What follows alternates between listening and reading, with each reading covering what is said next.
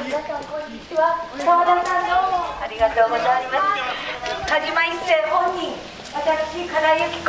田島一世応援に駆けつけております。頼ます後に差し替わりません。お世話になりました28年、三日月県でご参加いただいたありがとうございます。その加田から三日月へお支えいただいたその手でぜひともご不正は田島さん、田島一世ご本人ともども伺っております。ぜひとも長野商店街の皆さんの推薦をお願いをいたします。加田由紀子自らマイクを持ってお母さん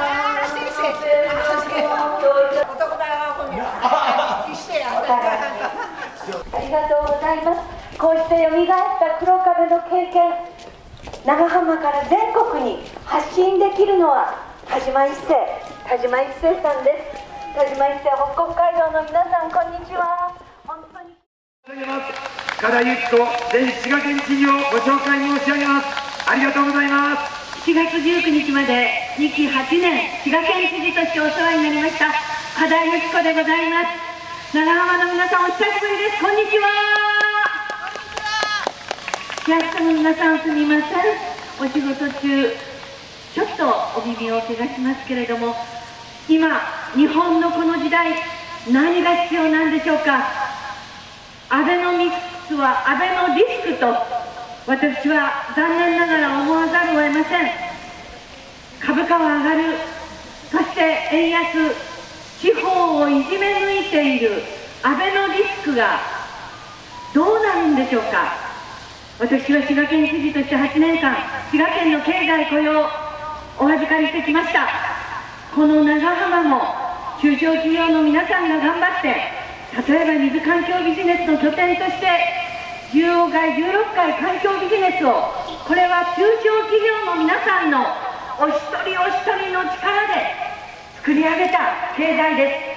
す。今や台湾やベトナムまで展開していっていただいております。地方の力は地域から作り上げないといけないんです。残念ながら安倍政権は、例えばこの4月の知事選挙、地域の事情も分からず、本当に腹立たしい候補者でした。例えば農産物、私たちは滋賀で作った農産物を近江野菜として出したい。どうしても京都の方が名前の上だから京野菜になっているけれども、実は近江野菜だろうって言って8年間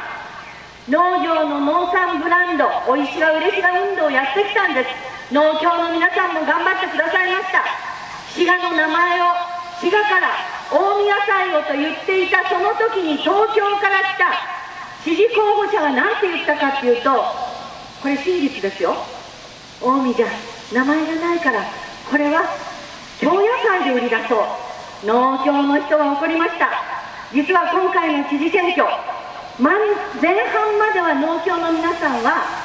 言うたら東京から来た人の支援だったんですけど、途中から三日月、加田、これこそ地域を元気にすると言って応援をしてくださいました。ことほどさように残念ながら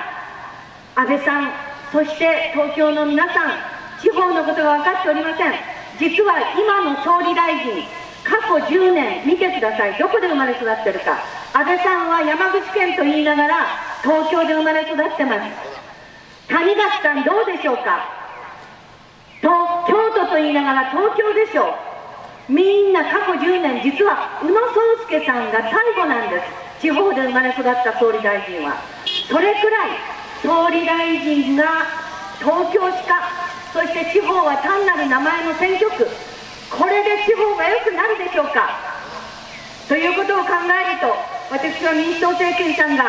頑張った農業、本当に一軒一軒の農家を大事にしたい、 TPP だって問題だと言ってくれた民主党政権さんに知事としても期待をしておりました。それから子産み子育てです。実は子どもは社会の宝だから、子ども手当も含めてきちんと社会として子産み子育てを応援しよう。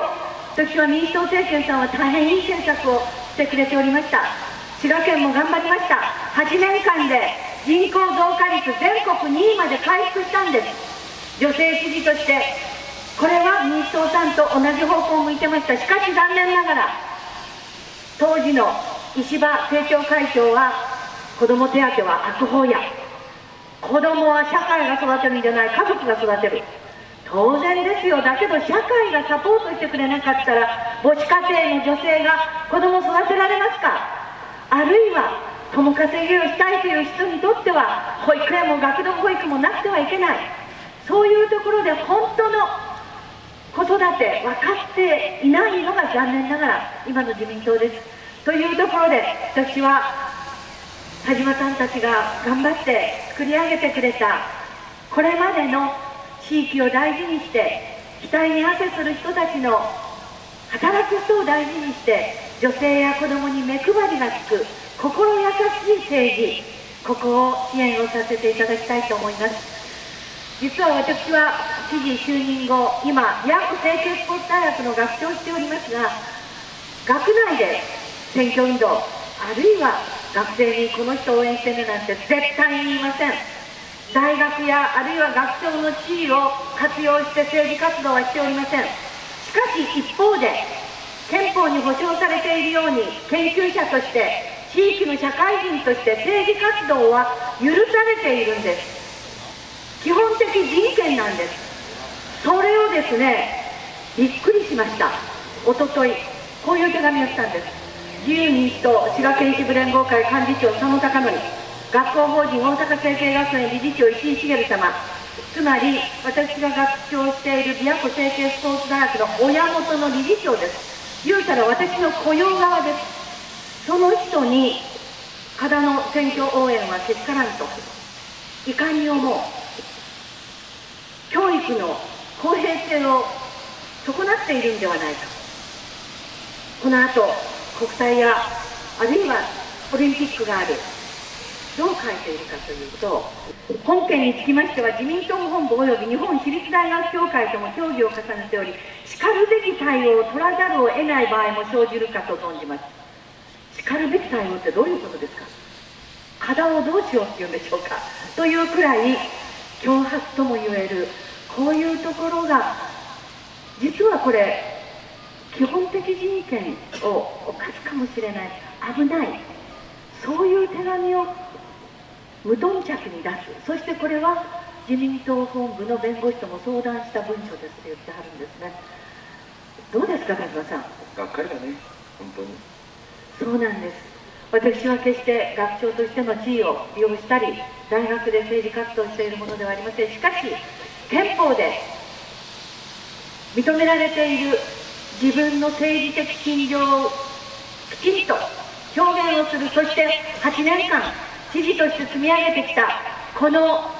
後を取っていただいた三日月さんの政策と国政がスクラムを組んで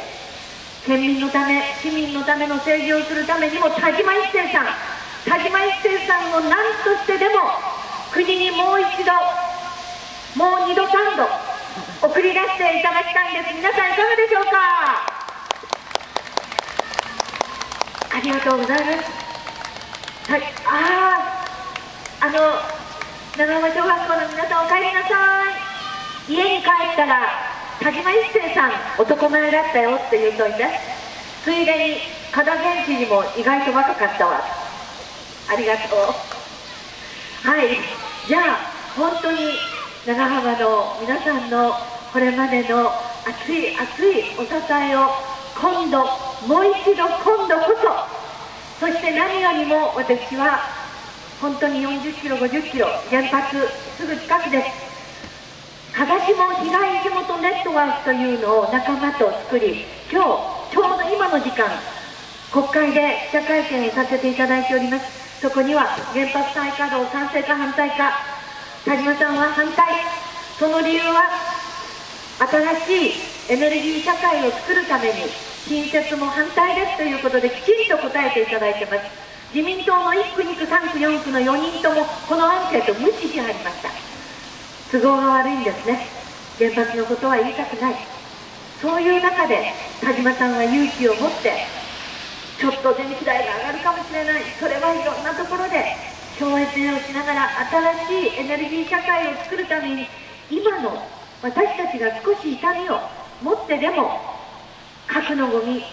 放射性物質のゴミを次の世代に送るわけにはいかないという、次の世代に向けた新しいエネルギー政策を作るという覚悟も田島さん持っていただいております。どうか